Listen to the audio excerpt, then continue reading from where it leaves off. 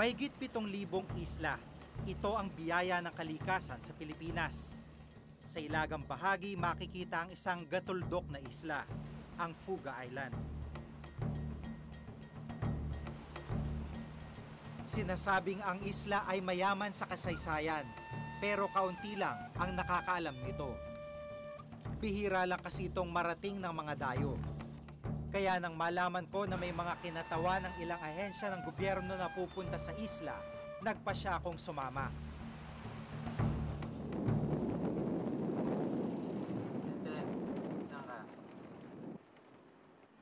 Mula Maynila, bumiyahe kami sa bayan ng Claveria sa Cagayan.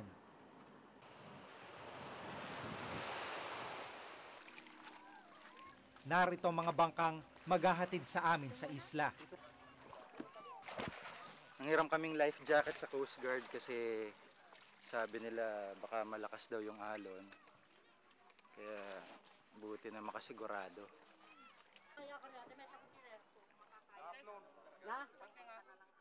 Kasama namin ang ilang kinatawan ng National Historical Institute ng NGO na Jeremy Foundation, si Professor Connie Alaras ng UP at si Zaf Solmerin, isang reporter sa dyaryo.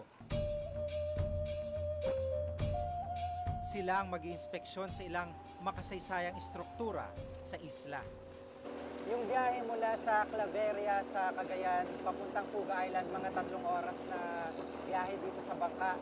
At sinasabi nga ng mga residente dito na karaniwang aksidenteng nangyayari, nabibiyak yung mga bangka dahil sa lakas ng alon. Sabi pa ng mga tao, mas madalas sa hindi, wala nakakaligtas dahil maraming palingkino sa Babuyan Channel na dinadaanan natin ngayon.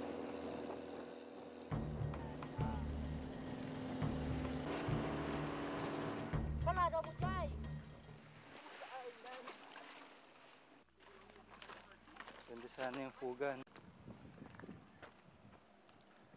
May simbahan pala dito. Pagkawan ng mamuling ito basol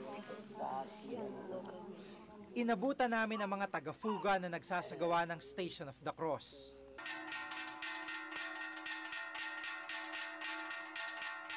'17th century pa nang itayo ng mga paring Dominikano ang simbahang ito sa Sitio Nagilian.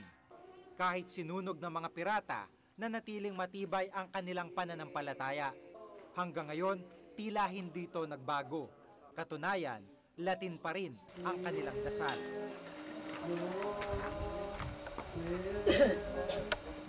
Gloria Patris Spiritus Sanctus. Isang beses lang kada taon ang misa at pagbisita ng pari dito.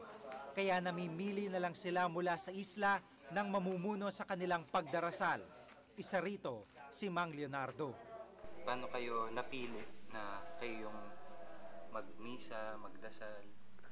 Kami lang, yung kasama ko doon, yung si Tata Aldo. Pinili kayo? Oo. Sa Kristan nila ako.